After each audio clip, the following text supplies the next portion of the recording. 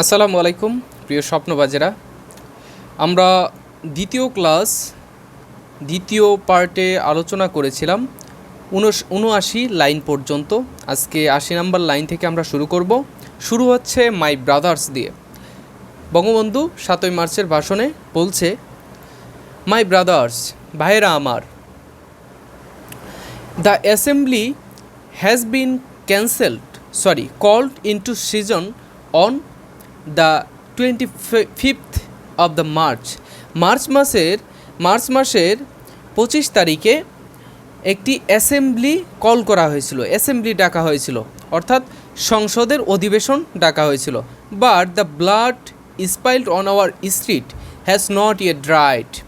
বলেছে কি যে আমাদের বাংলার জমিতে, বাংলার মাটিতে, বাংলার রাস্তায় যে রক্তে রঞ্জিত হয়েছিল, এখানে বলা আছে দ্য ব্লাড স্পাইল্ড, রক্তে রঞ্জিত হয়েছিল, ব্লাড ঝরেছিল, স্পাইল্ড মানে ঝরা। তো এখন পর্যন্ত আমাদের এই রক্ত ঝরেছে আমাদের স্ট্রিটে, আমাদের রাস্তাগুলোতে, হ্যাজ নট ইয়েট ড্রাইড, এখন পর্যন্ত সেগুলো শুকায়নি। But about the 10th of this month, এই মাসের, অর্থাৎ কোন মাসের? মার্চ মাসের।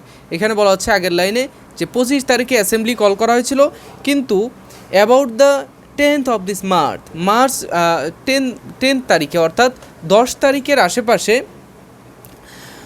এই মার্চ মাসের 10 তারিখের দিকে, আই হ্যাভ টোল্ড দ্যাম, আমি তাদেরকে বলেছিলাম, Mujibur Rahman won't join the round table conference, Mujibur Rahman এই গোল টেবিল বৈঠকে অংশগ্রহণ করবে না, জয়েন করবে না, ঠিক আছে, যোগদান করবে না।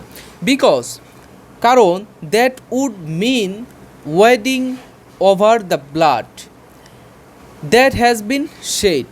কী বলা হচ্ছে যে এটার অর্থ হচ্ছে, কারণ এটার অর্থ হচ্ছে ওয়েডিং ওভার দ্য ব্লাড, এই রক্তের উপরে পা দিয়ে রক্ত মারিয়ে, এই ওয়েডিং মানে হচ্ছে রক্ত মারানো, আর কি কোনো কিছু অতিক্রম করে যাওয়া।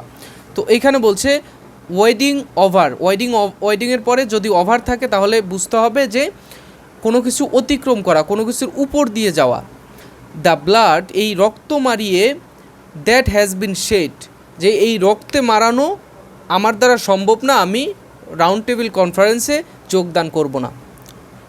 অলদো, যদিও, you have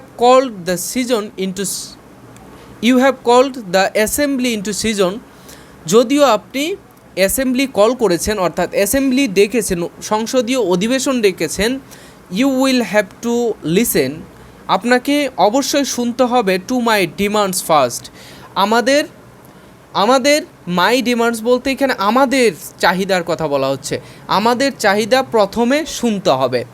you will have to withdraw martial law, আপনাকে প্রথমে মার্শাল ল তুলে নিতে হবে। উইথড্র মানে হচ্ছে তুলে নেওয়া, মার্শাল ল তুলে নিতে হবে।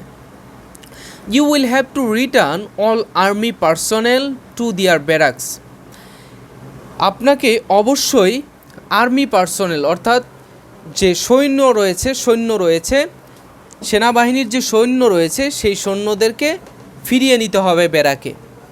You will have to investigate the way our people have been murdered, আপনাকে অবশ্যই ইনভেস্টিগেট, অর্থাৎ ইনভেস্টিগেশন মানে কি? ইনভেস্টিগেশন মানে হচ্ছে খুঁটিনাটি বের করা, যে ইনভেস্টিগেশন বলে না, ইনভেস্টিগেশন শব্দের অর্থ হচ্ছে তোমার করা, এটাকে কি বলে বলে গেলাম। আচ্ছা, যাই হোক, দেখো, ইনভেস্টিগেশন জানো, এটা সবাই জানো, ইনভেস্টিগেট করা মনে পড়ছে না আপাতত। আচ্ছা, যাই হোক, you will have to investigate the way our people have been murdered, আপনাকে অবশ্যই ইনভেস্টিগেট করতে হবে যে ওয়েতে আমাদের মানুষ মারা গিয়েছে, ঠিক আছে। আচ্ছা, ইনভেস্টিগেট, অভিযান চালানো, সত্য উদ্ঘাটনের জন্য অভিযান চালানো, ঠিক আছে, ইনভেস্টিগেশন শব্দের অর্থ।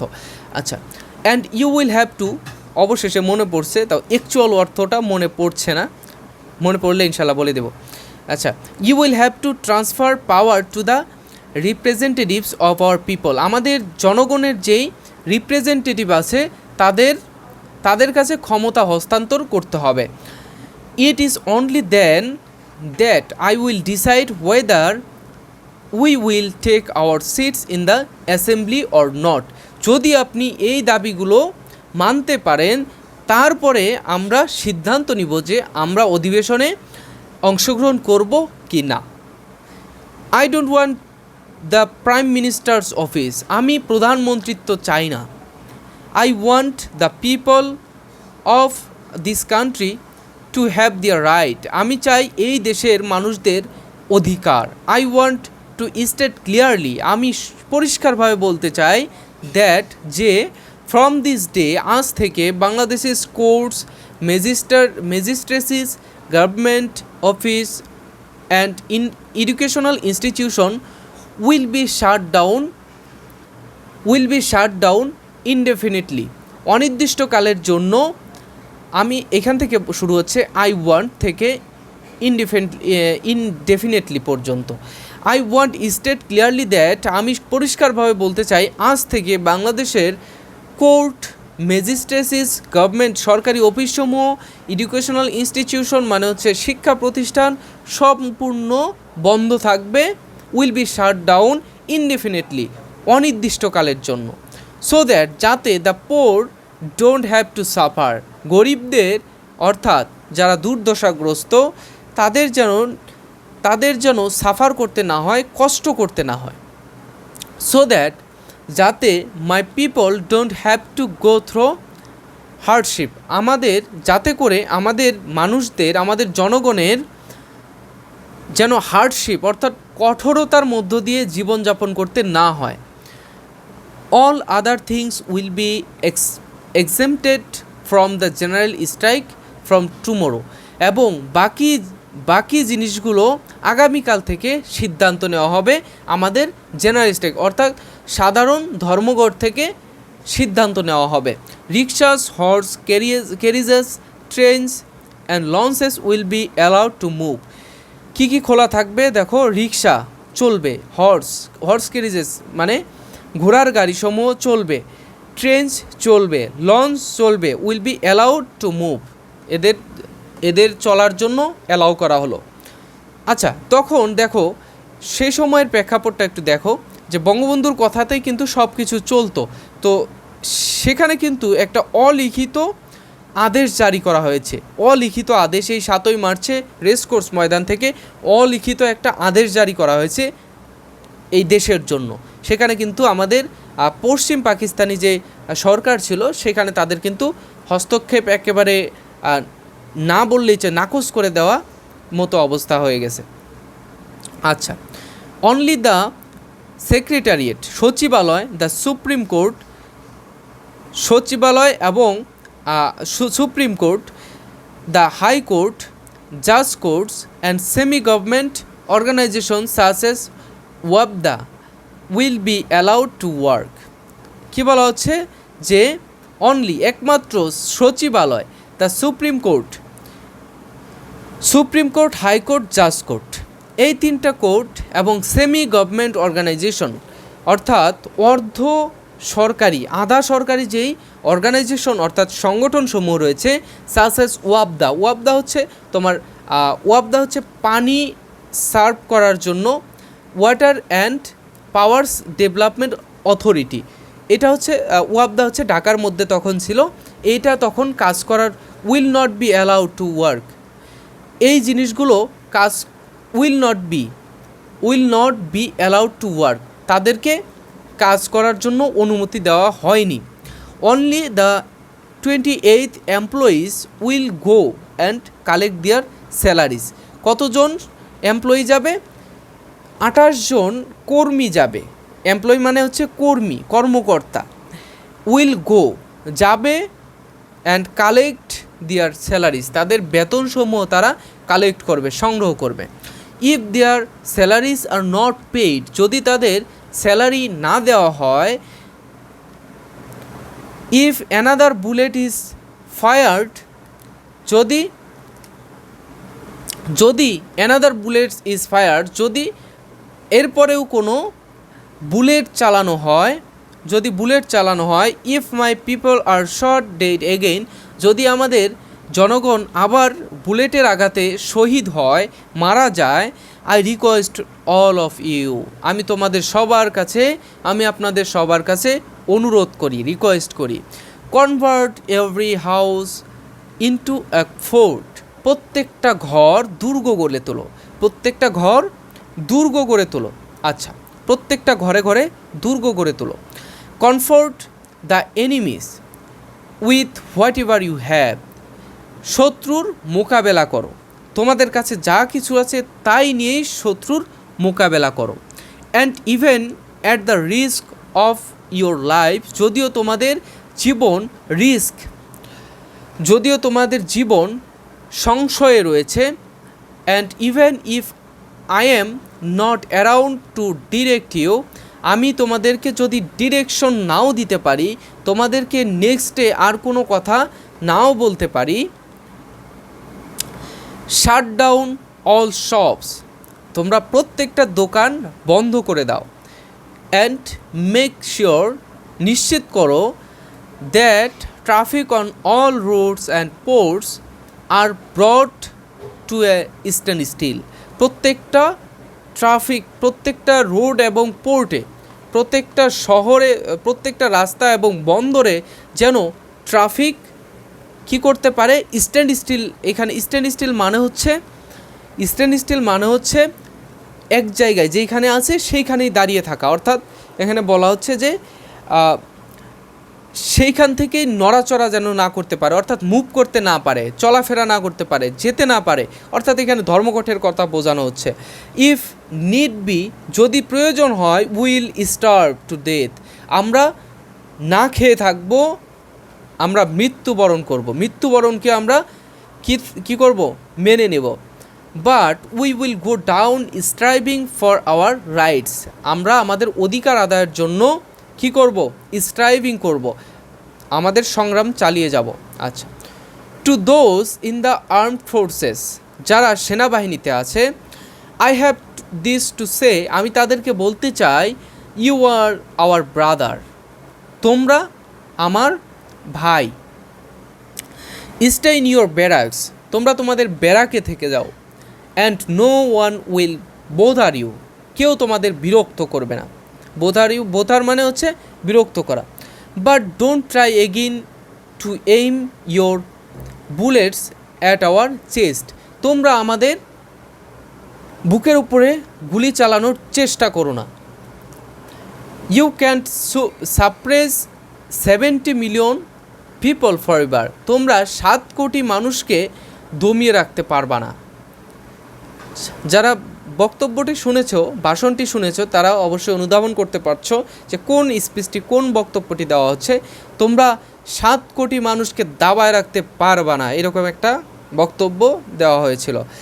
Since we have learn to sacrifice our selves, no one can suppress us anymore, যেহেতু আমরা আমাদের জীবনকে উৎসর্গ করতে পেরেছি, কেউ আমাদেরকে সাপ্রেস, দমিয়ে রাখতে পারবে না।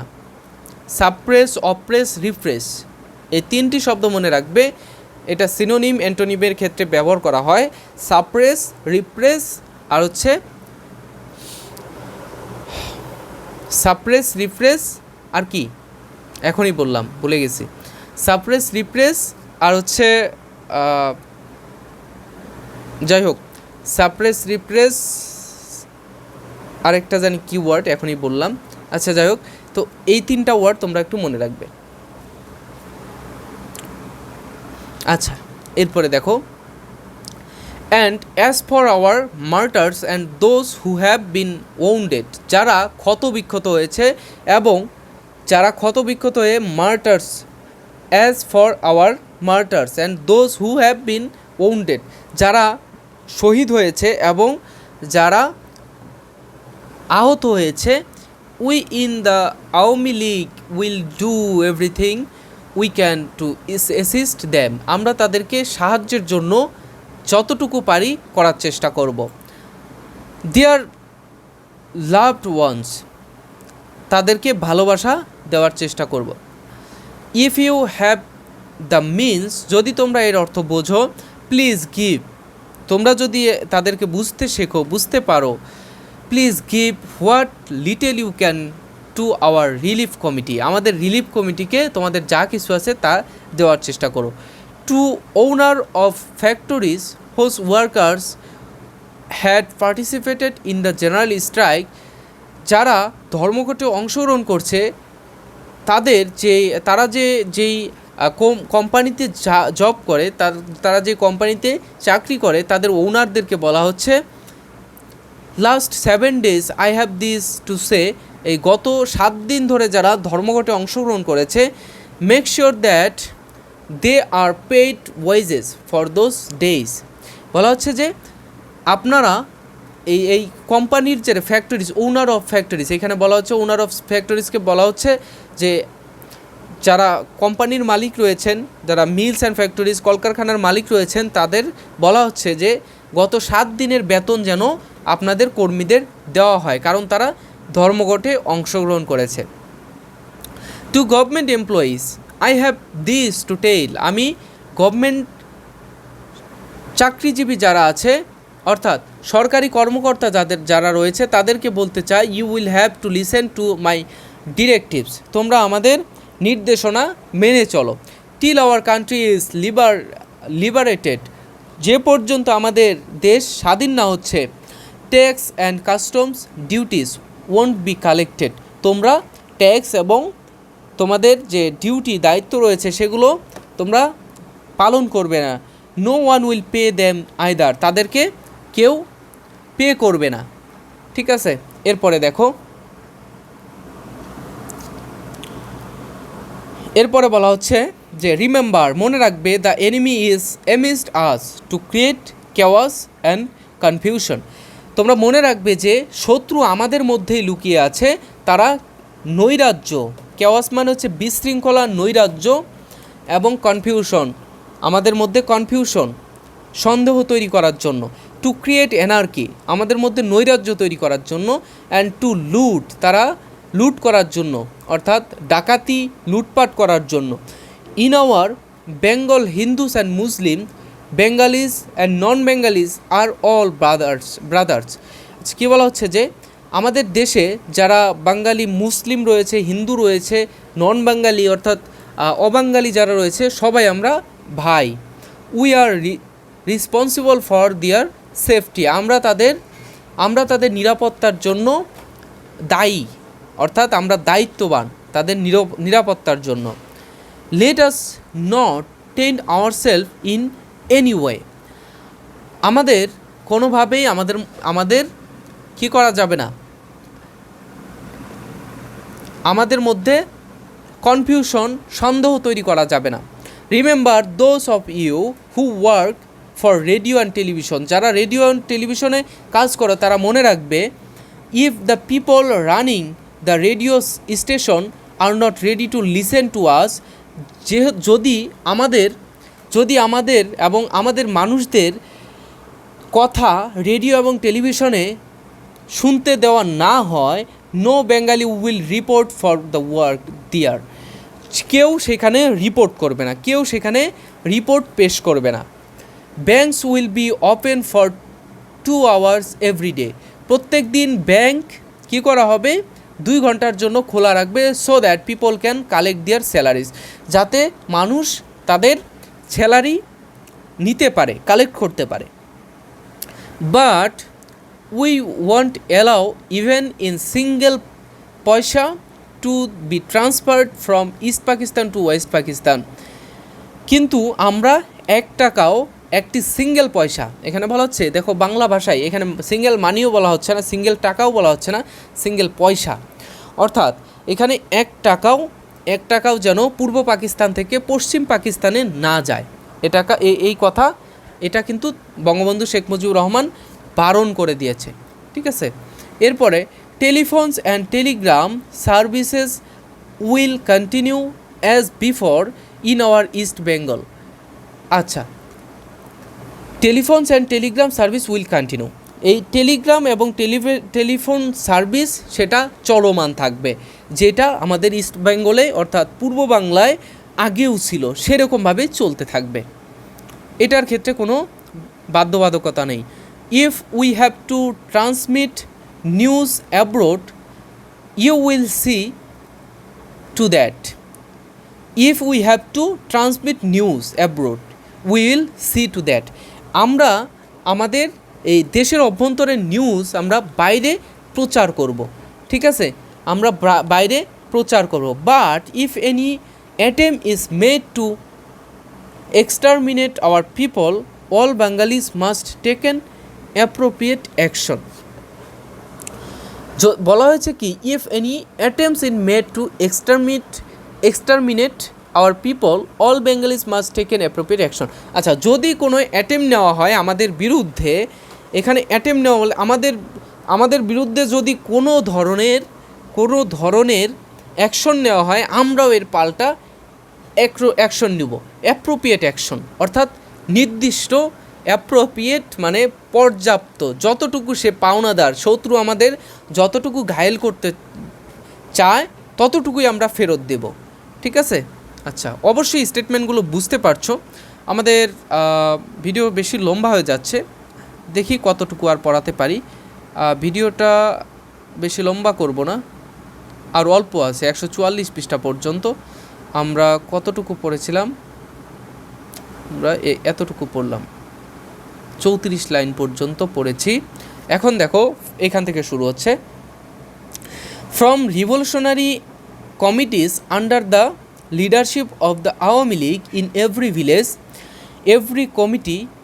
আচ্ছা, কী বলা হচ্ছে, ফ্রম রিভলিউশনারি কমিটি। আচ্ছা, এখানে বলা হচ্ছে যে রিভলিউশনারি কমিটিস অর্থাৎ বিদ্রোহী যে কমিটি রয়েছে under the leadership in Awami লীগের সেই সময়ে বিদ্রোহী বা বিপ্লবী কিছু কমিটি ছিল, সেই কমিটির কথা বলা হচ্ছে। ইন এভরি ভিলেজ, প্রত্যেকটা গ্রামে, এভরি কমিউনিটি, প্রত্যেকটি সম্প্রদায়ে। বি প্রিপেয়ার্ড, তোমরা প্রস্তুত থাকবে। To act with whatever you have in your possession, তোমরা প্রস্তুত থাকবে যার যার অবস্থান থেকে। তার পরের অংশতে কি বলা হচ্ছে, এটাই সর্বশেষ প্যারা। রিমেম্বার, মনে রাখবে, since we have already had to shed blood, যেহেতু আমরা রক্ত দিতে শিখেছি, will have to shed a lot more of it, আমরা আমাদের রক্ত আরও ঝরাবো। By the grace of God, সৃষ্টিকর্তার আশীর্বাদে, দয়ায়, হাউএভার, যাই হোক, we will be able to liberate the people of this land, আমরা এই দেশের মানুষকে মুক্ত করে ছাড়বো ইনশাল্লাহ। আচ্ছা, the struggle this time is struggle for hour emancipation, আমাদের, আচ্ছা এইখানে সর্বশেষ, the struggle this time is struggle for freedom, জয় বাংলা। আচ্ছা, এখানে বলা হচ্ছে কি, যে সর্বশেষ যে বক্তব্যটি দেওয়া হয়েছিল আমরা শুনে থাকবো, যে 7ই মার্চের ভাষণে যেটা বলা হয়েছিল, the struggle this time is a struggle for the emancipation. এখানে এর বাংলাটা হচ্ছে, আমাদের সংগ্রাম, মুক্তির সংগ্রাম, এবারের সংগ্রাম, স্বাধীনতার সংগ্রাম, জয় বাংলা। এই বলে কিন্তু বঙ্গবন্ধু 7ই মার্চের ভাষণ 18 মিনিট 20 সেকেন্ডের যে ভাষণটি ছিল সেটি কিন্তু শেষ করে দিয়েছে। তো আমরাও আমাদের এই কাজটি শেষ করে দেব এখান থেকে। এরপরে আমরা এইখান থেকে এই প্যাসেজ থেকে আমরা আলোচনা করব। আমাদের কিছু প্যাসেজ থেকে যেই কোশ্চেনগুলো আসে সেই কোশ্চেনগুলো আমরা আলোচনা করব 1 নাম্বার 2 নাম্বারের জন্য, ঠিক আছে। তো আজকের ভিডিওটি এই পর্যন্তই ছিল। আশা করব যে তোমরা এই প্যাসেজটা সুন্দরভাবে বুঝতে পেরেছো, এবং আশা করব যে তোমাদের মধ্যে আর কোনো কনফিউশন নেই। যদি কোনো সমস্যা থেকে থাকে ইনশাল্লাহ আমাকে জানাবে, আমি যথাযথ চেষ্টা করব তোমাদের সমস্যাগুলো সমাধান করার জন্য। কিছু ফ্রেজ আমি দাগিয়ে দিয়েছি, কিছু শব্দের অর্থ আমি দাগিয়ে দিয়েছি। আশা করব যে তোমরা সেখানে মনোযোগ দিয়ে সেই শব্দের অর্থ এবং ফ্রেজগুলোর অর্থ জানবে। এটা তোমাদের এইচএসসি এবং অ্যাডমিশনেও হেল্পফুল হবে ইনশাল্লাহ। তো আজকের ভিডিওটি এই পর্যন্ত ছিল। নেক্সট কোনো ভিডিওতে তোমাদের সাথে আবার দেখা হয়ে যাবে। সে পর্যন্ত ভালো থেকো, সুস্থ থেকো, আল্লাহ হাফেজ।